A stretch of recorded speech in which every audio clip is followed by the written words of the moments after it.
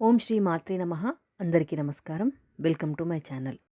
ఈరోజు మనం వీడియోలో మకర రాశి వారి రాశి ఫలాల గురించి తెలుసుకుందాం. ఓం శ్రీ వారాహీదేవి జ్యోతిష్యాలయం, కేరళ గురుజీ గారు.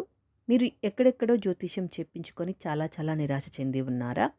అయితే వారాహీదేవి దశమహ విద్యలు ఉపాసకం చేసిన గురువు గారిని ఒక్కసారి సంప్రదించండి. మీకు ఎలాంటి సమస్యలున్నా ఒక్క రోజులోనే శాశ్వత పరిష్కారం చూపుతారు.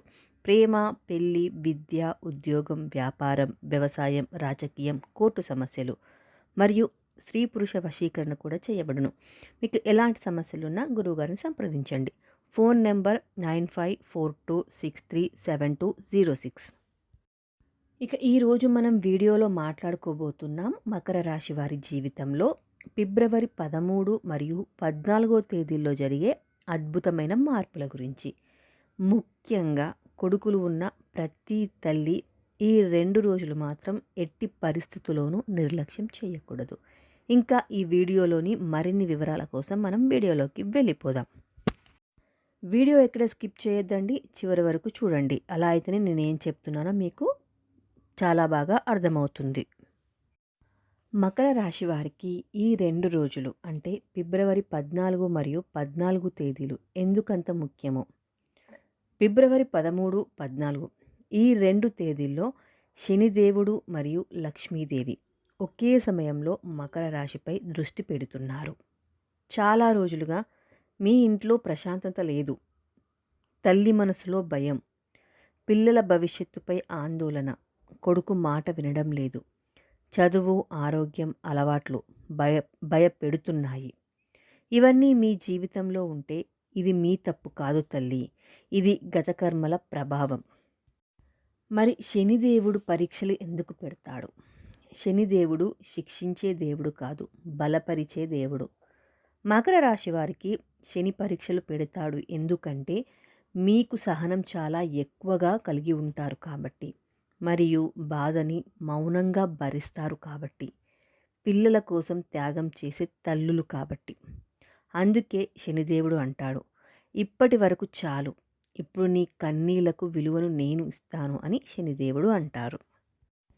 కొడుకులు ఉన్న తల్లులకు వచ్చే మార్పులు ఫిబ్రవరి 13 లేదా 14 తర్వాత తప్పకుండా కనిపించే లక్షణాలు ఇవే. ఈ 2 పవిత్ర రోజులు గడిచిన తర్వాత మకర రాశి తల్లుల జీవితంలో మెల్లగా కానీ గట్టిగా మార్పులు మొదలవుతాయి. ఇవి ఒక్కసారిగా కాకపోయినా రోజు రోజుకి స్పష్టంగా కనిపిస్తాయి. ఇక పిల్లల్లో వచ్చే మార్పులు ఏంటి? ఆ మార్పులను ముందుగా తల్లియే గమనిస్తుంది. ముందు మొండిగా ఉన్న పిల్లల్లో ఇప్పుడు చిన్న మార్పులు కనిపిస్తాయి. మాటకు మాట తిరగడం తగ్గిపోతుంది. కారణం లేకుండా కోపం రావడం కూడా మెల్లమెల్లగా తగ్గుతుంది. తల్లి పిలిస్తే నిర్లక్ష్యం చేయకుండా వినడం మొదలు పెడతారు. ఇక చదువుపై ఆసక్తి పెరిగి ఇది చేయాలి, ఇది నేర్చుకోవాలి అన్న ఆలోచన కూడా వస్తుంది.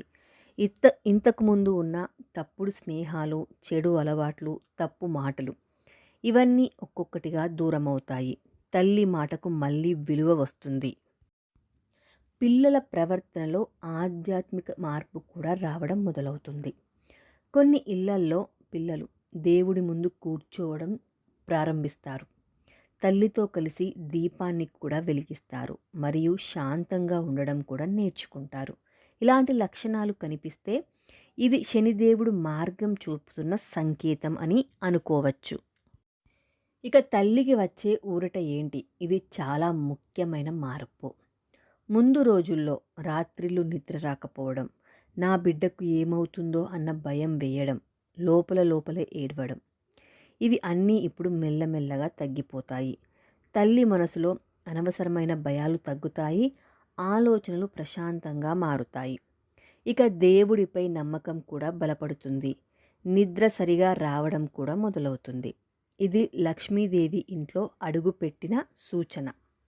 ఇక తల్లి కొడుకు బంధం బలపడే సంకేతం ఏంటి? ఇక మరో ముఖ్యమైన మార్పు ఏంటి అంటే తల్లి కొడుకు మధ్య ఉన్న దూరం తగ్గిపోతుంది.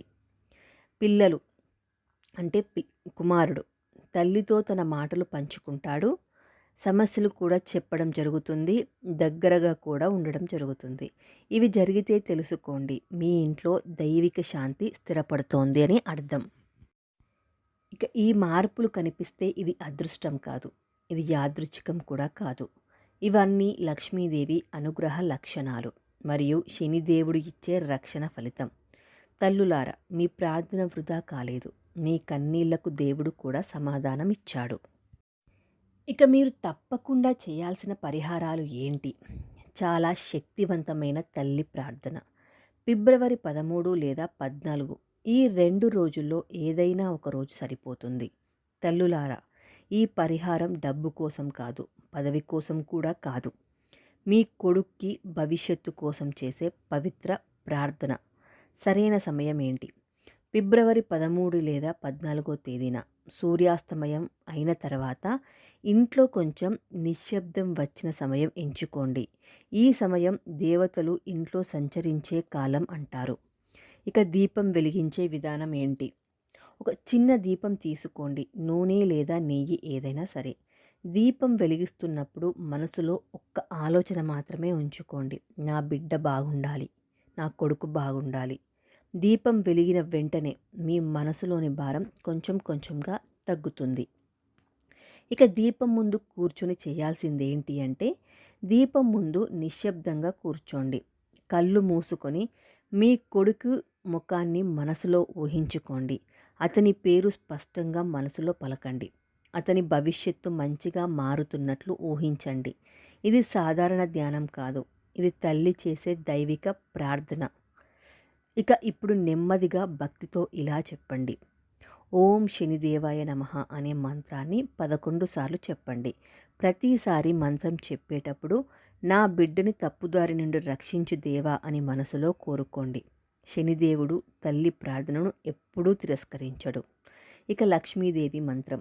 ఇప్పుడు ఇంకా ప్రేమతో ఇలా చెప్పండి. ఓం శ్రీ మహాలక్ష్మి నమః అనే మంత్రాన్ని 11 సార్లు జపించండి. ఈ మంత్రం చెబుతున్నప్పుడు మీ ఇంట్లో శాంతి, మీ కొడుకు బుద్ధి, మీ కుటుంబానికి రక్షణ ఇవన్నీ ఊహించుకొని మరీ ఈ మంత్రాన్ని జపించండి. మంత్రాలు పూర్తయ్యాక దీపం వైపు చూస్తూ ఈ మాటలు నెమ్మదిగా చెప్పండి. నా బిడ్డకి సరైన దారి చూపించు దేవా, అతని జీవితంలో వెలుగు నింపండి. నా కన్నీళ్లను అతనికి బలంగా మార్చండి స్వామి. ఈ మాటలు పుస్తకంలో లేవు, తల్లి గుండె లోతుల నుంచి రావాలి. ఈ ప్రార్థన చేసిన తర్వాత ఇవన్నీ కనిపిస్తే ఆశ్చర్యపడకండి. అవి ఏంటి? మనసులో అకస్మాత్తుగా శాంతి రావడం, భయం తగ్గిపోవడం, పిల్లలో చిన్న మార్పు మొదలవ్వడం, ఇంట్లో ప్రశాంత వాతావరణం నెలకొల్వడం. ఇవన్నీ ప్రార్థన స్వీకరించిన సూచనలు. తల్లులారా, ఈ పరిహారం ఒక్కసారి కాదు, హృదయంతో చేసిన ఒక్కసారి సరిపోతుంది. దేవుడు తల్లి కన్నీళ్లను ఎప్పుడూ లెక్కలోకే పెడతాడు, అంటే లెక్కలోకే తీసుకుంటారు. మకర రాశి తల్లులారా, మీ కన్నీళ్ళు, మీ భయం ఇక్కడితో ముగుస్తాయి. శనిదేవుడు మరియు లక్ష్మీదేవి మీ ఇంట్లోకి అడుగు పెడుతున్నారు. ఈ వీడియో మీకు ఉపయుక్తంగా అనిపిస్తే, అంటే ఉపయోగపడితే లైక్ చేయండి, కామెంట్లో శనిదేవ కృప అని రాయండి, మరియు సబ్స్క్రైబ్ చేయడం మాత్రం అస్సలే మర్చిపోకండి. భక్తితో జై శనిదేవ, జై Lakshmidevi. Thank you so much for watching.